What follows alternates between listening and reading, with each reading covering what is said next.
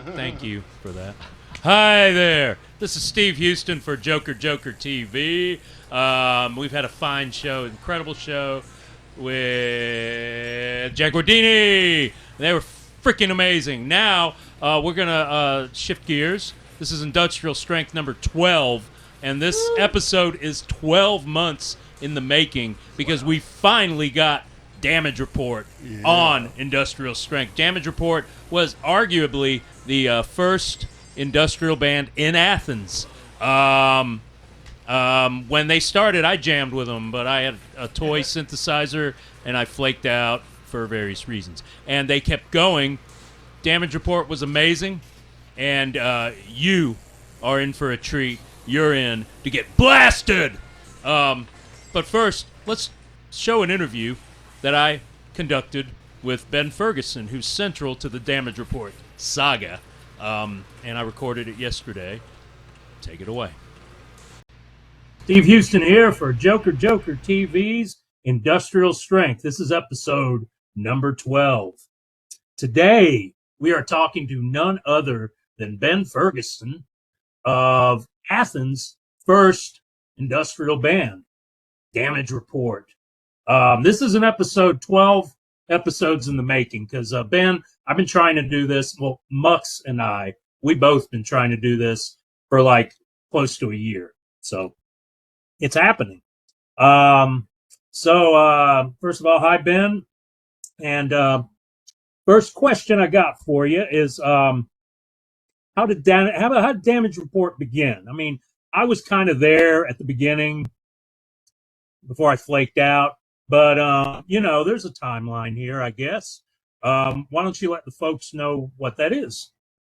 Well, I got subjected to industrial music at boarding school up in the mountains of Tennessee. Ran into some freaks there who set me up with that connect. And then I came back to Athens. I moved back to Athens to go to UGA, and the new wave scene was in full flower, and I was like, whoa, what's going on here? So all my rock sensibilities I set aside. I was very, very inspired by industrial music, its otherworldly qualities. I liked that it could be beautiful in a unique way. I liked that it could be more angry than punk knew how. I felt like I liked a lot of punk, but I felt so much punk was formulaic and predictable. And I love the really sorrowful and grieving and despairing qualities of industrial music. I thought it just really felt good, the whole aesthetic. So I moved back. My old friend John Whitaker, known since probably for about 3,000 years or 3 years, and he was a very good musician and had a demented brain. We hooked up and just started. It was just us playing guitars at first. And slowly we creeped in some tapes. That was our version of samples. Started doing that. And then it just sort of took off. The drugs, the alcohol kicked in, the inspiration kicked in, the madness. Just doing something that was different. The rehearsed improvisation aspect was so exciting at the time to, have stuff planned out, but not have it completely planned out. It was very invigorating. You turned me on to industrial music, and I became fanatical about it. And I'm still sort of fanatical about it, although I branched out. You loaned me Weapons Training, double EP by Throbbing Gristle. And I was just up the road up there on the, over there near Vine Street and all that, and in Athens. And I listened to that thing like I had it on my turntable like for a month. It's if you're into industrial, you get fanatical about it. One thing I wanted to ask you is, did Damage Report ever tour? Did you ever go beyond Athens? Yeah, we went to Atlanta for our last show, and the last show. Tell the audience a story about that. Yeah, so our last show was not even a show because it didn't happen. We had a wonderful sound check, And because we were smart, we went down the street to have a couple of drinks at a bar while the other band sound checked.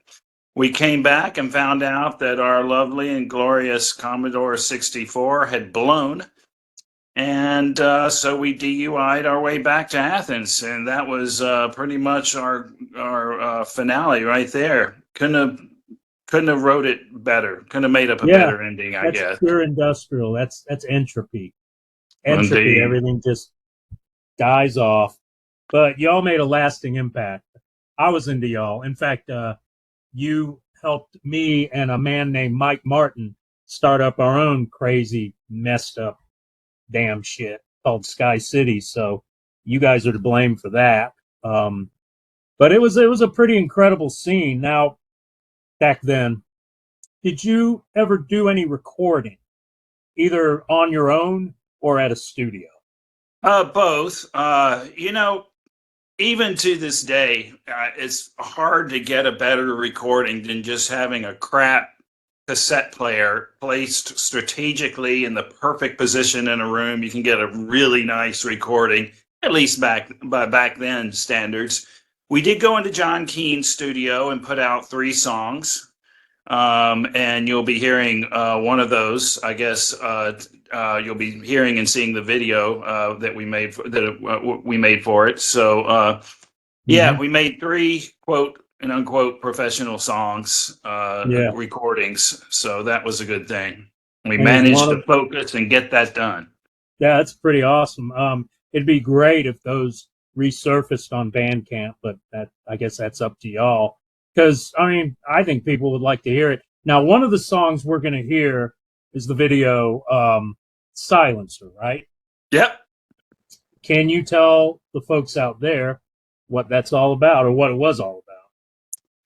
Well, if you're talking lyrically, most of the lyrics were about what was going on south of our border during the 80s with the Contras and all the mayhem that the U.S. government was causing back then. But you would have to really be psychic to be able to know that that's what they are about. Probably you would just hear the bits and pieces of the lyrics and think they're just about burning bodies.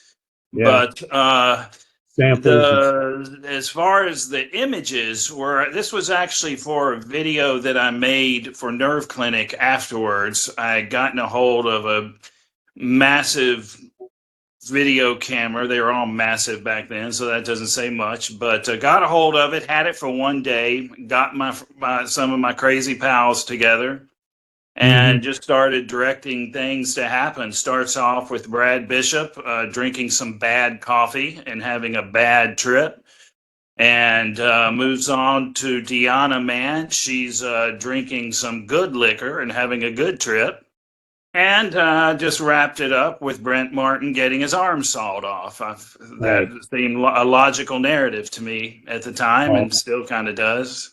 All in the day. Those are the old school fiends. Those are some great people. So who was in Damage Report? I know the core ended up being you, John Whitaker, and Monty Green. I was playing with y'all at the very beginning, but like I said, I flaked out. But there were other people in addition to you and John and Monty. We had a cast of characters come through. First and foremost, there was the mighty Randy Hartman on saxophone. We'd get him in on a couple of songs. We had Treaty, who would play violin on a few songs. We had Cheryl Washburn on bass. We had a guy named Andrew come in for a couple of songs on a trumpet, just to kind of mix it up, We had Renee Garcia play drums for a little while. That's right. And it was just all so chaotic, too. That's the whole thing. We were just out of control the whole time. The music, just everything was just going berserk, people coming and going. The ideas were flowing. The drugs were flowing. The booze was flowing. The brain cells were flowing, and it was a good time. It was crazy, though, real crazy. Yeah. So what Ben's talking about, folks, is back in between, I'd say, 1987, 88, and around 1992, there was an explosion of real intense, weird, loud, freaky bands in Athens. There's Damage Report, Barbecue Killers, Eat America, Heavy Ethel. There was My Things I did with another cast of characters called Sky City. Damage Report kind of morphed into Nerve Clinic, which is now Monty Green's thing. Which leads me to what have you been up to since Damage Report? I see you're in your fine home in Brooklyn, New York there. Yes, indeed. This is my painting studio, but now I'm playing under the name The Mission Creep. It's all hardware, no software. I sing through a vocoder. I send the guitar through a guitar synth. I use samples from floppy disks, and I have sequences going, and so I play live keyboards over those and play samples over those, and just try to do it all myself now. And it's a lot of fun. I do collaborate with other people still a little bit, but you and I were focusing on you and I when you came up, and y'all played some of that on Joker. TV. Yep. So yeah. What can we expect from you in the near future? Well, you're always get a steady stream of videos. I always, I don't know the difference between a video and music, and painting for that matter. It's all movement. It's all fun. It's really all there is in life. And so there's going to be a steady stream of music and painting and video out of me. And that's not too hard to predict as long as I'm breathing. Some drugs and alcohol, you can expect a little bit of that out of me. And if I can serve up some mayhem with that, there's still a focus on human rights as the Mission Creep. I focus a lot on Palestinian rights, labor rights, immigrant rights, human rights, and with a little Dada thrown in. So it is sort of carrying on the tradition of what we started in Damage Report back in 1984. That's right. We all started a long time ago. That was an amazing time. Well, folks, expect more videos from the Mission Creep on Joker TV. And Ben, people can find you Mission Creep on. They can find a can on your head. But they can also find you on online. They can find you. Do you have a Bandcamp site? I have a Bandcamp. The Mission Creep is on Bandcamp and SoundCloud, as well as YouTube. If you want to go to my online empire, go to wildlifespecial.net. That's one word, wildlifespecial.net. You can remember that because it's special life that is wild. There you go. You heard it here first, folks. All right. Well, thanks a lot for talking to us, Ben. Folks, you're going to get a wild ride with 2 videos in just a little bit. All right. Night, Ben. Oh, hey there. Okay. That was an interview I had yesterday with Ben Ferguson of Damage Report, the first, to my knowledge, industrial band from Athens, Georgia. And in subsequent playlists, we are going to turn that up. Just a little formality. But you heard from Ben and the twisted origin of their band. Now you're going to hear 2 videos. You're going to hear you're going to see and hear sort of a music video they did of dubious nature. It's going to be freaking awesome. It's going to kick ass. It's going to be crazy. It's called Silencer. And it's got a little performance of someone getting their arm ripped off or cut off. It's going to be great. And then the second video, you can see it's going to be a little long, live from the 40 Watt Club. It's the song Unclean with some performance by Mary Wilson and Melvin with some simulated necrophilia. It's an amazing video, and it's going to hit you like a wet noodle. Stick around for Damage Report. Finally! Have any absolute bona fide proof? No. Do you have any absolute bona fide proof? No.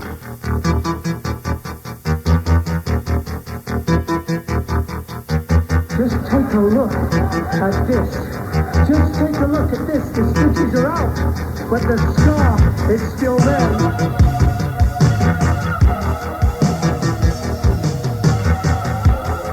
I'm talking hard, hard, hard.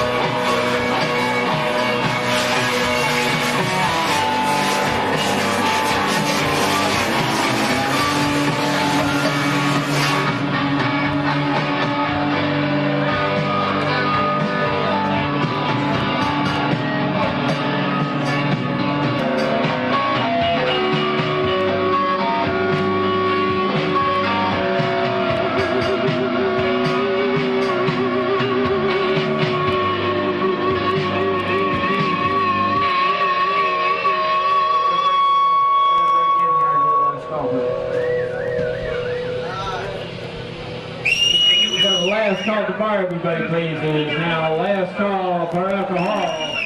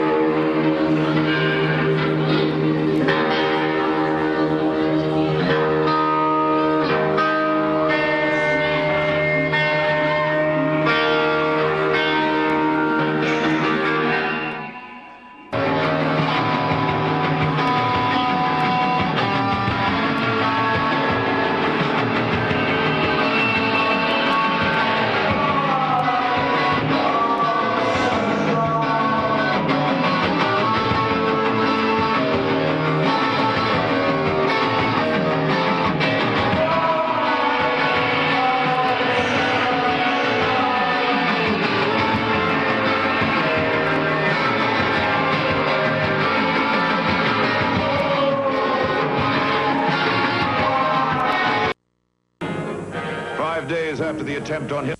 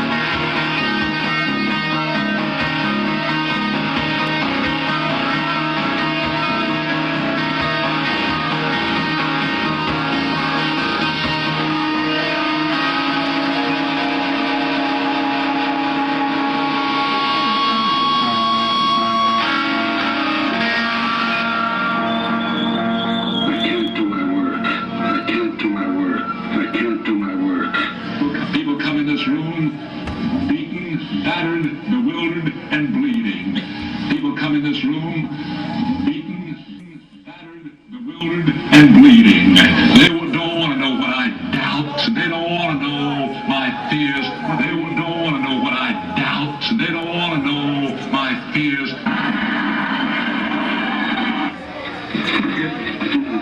You know what I'm doing. If you leave me, I'll kill you. I'll kill you if you try to leave. It's like these people in the viewing audience, they're entitled to their opinions too. But do you have any absolute bona fide proof? No.